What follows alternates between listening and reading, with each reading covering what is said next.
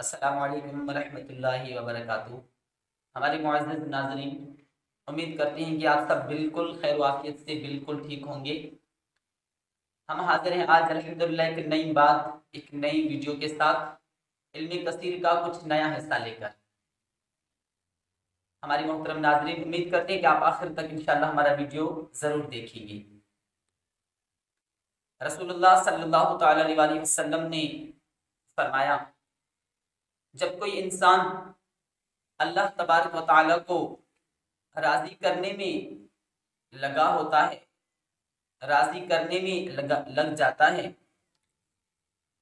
تو ایسا وقت آتا ہے کہ اللہ تبارک و تعالی حضرت جبرائیل علیہ السلام سے ارشاد فرماتا ہے کہ میرا فلاں بندہ جو میری رحمت کے لیے کوشاں ہے، مجھے راضی کرنے کے لیے کوششیں کر رہا ہے، میری رضا کے کاموں میں لگا ہوا ہے، میں نے آج اس پر اپنی رحمت کر دی، آج اس پر میری رحمت ہو چکی۔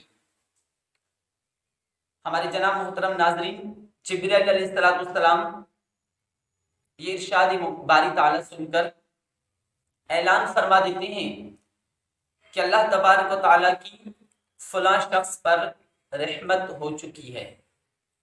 حضرت جبرائیل علیہ السلام کا یہ اعلان مبارک سن کر پہلے آسمان والی فرشتے، پھر دوسرے آسمان والی فرشتے، پھر تیسرے آسمان والی فرشتے، یہاں تک کہ ساتوں آسمانوں والے تمام فرشتے اس ندا کو عام کرنے لگتے ہیں، یہ ندا کرنے لگتے ہیں کہ اللہ تبارک و تعالیٰ کی فلاں شخص پر رحمت ہو چکی ہے۔ پھر اس رحمت کو، اس ندا کو دنیا والوں، زمین کی طرف منتقل کیا جاتا ہے۔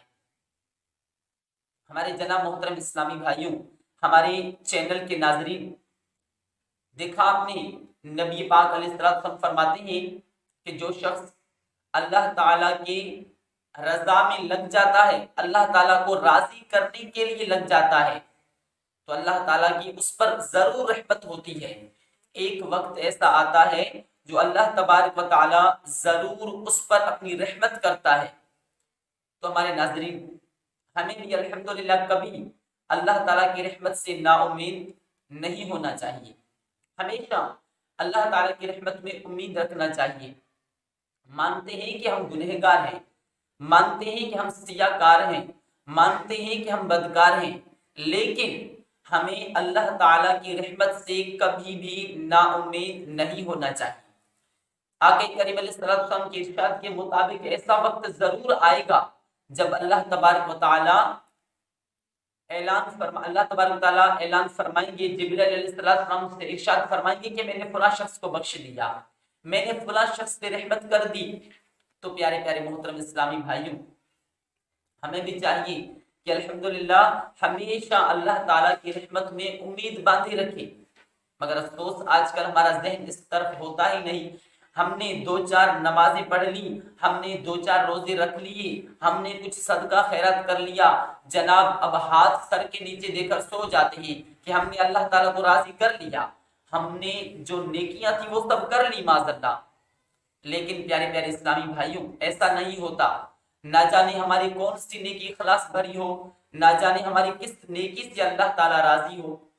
تو نبی پاک علیہ السلام کے ارشاد کے مطابق ہمیں ہمیشہ اللہ تبارک و تعالیٰ کو راضی کرنے میں لگ جانا چاہیے، ہمیشہ اللہ تعالیٰ کو راضی کرنے کی کوشش کرتے رہنے چاہیے۔ انشاءاللہ عز و جل ضرور اللہ تعالیٰ ہمارا بھی ان بندوں میں شمار فرمائے گا جس پر اللہ تعالیٰ کی رحمت ہو چکی ہو، جس پر اللہ تعالیٰ کرم فرما چکا ہو۔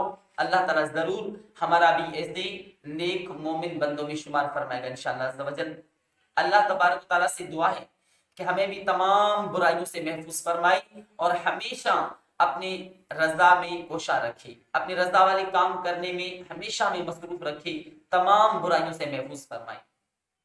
تو ہمارے چینل کے ناظرین، آج تک اس ویڈیو کے ساتھ آپ سے اجازت چاہتے ہیں، پھر ملیں گے انشاءاللہ علم کثیر کے ایک نئے حصے کے ساتھ انشاءاللہ عز و جل۔ تو جن اسلامی بھائیوں نے ہمارے چینل کو سبسکرائب نہیں کیا وہ ہمارے چینل کو سبسکرائب کریں اور نیچے دیے ہوئے بیل آئکن کو بھی ضرور دبائیں تاکہ ہمارا ہر روز ہر ویڈیو بآسانی آپ تک پہنچ سکے۔